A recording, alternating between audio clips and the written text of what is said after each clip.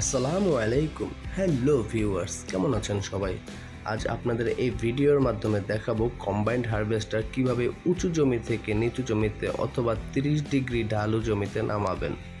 30 degree বা তারও অধিক খাড়া হলে আপনারা কাউন্টারওয়েট বা মেশিনের পিছনের অংশ আগে নামাবেন এবং রিল বার বা ফ্রন্ট অংশ যেটা আছে সেটা সামনে রাখতে হবে। তো এখানে দেখতে পাচ্ছেন কিভাবে এই মেশিনটি নামানো হচ্ছে।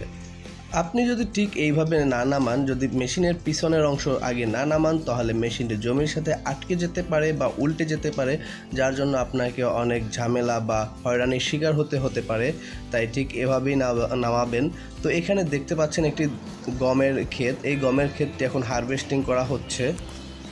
দেখুন কিভাবে গমের ক্ষেত হারভেস্ট করা হয়।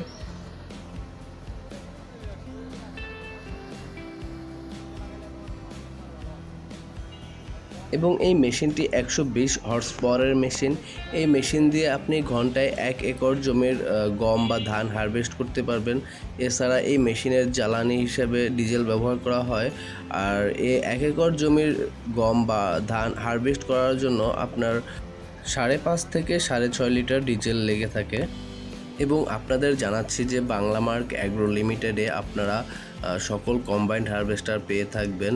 ফুল feed, half feed, reaper binder, এছাড়াও পাবেন আপনি ওয়াকিং টাইপ রাইস ট্রান্সপ্লান্টার এবং রাইডিং টাইপ রাইস ট্রান্সপ্লান্টার এবং ট্রাক্টর সহ যাবতীয় অ্যাগ্রো মেশিনারিজ। তো এই ছিল ভিডিওটি। ধন্যবাদ সবাইকে।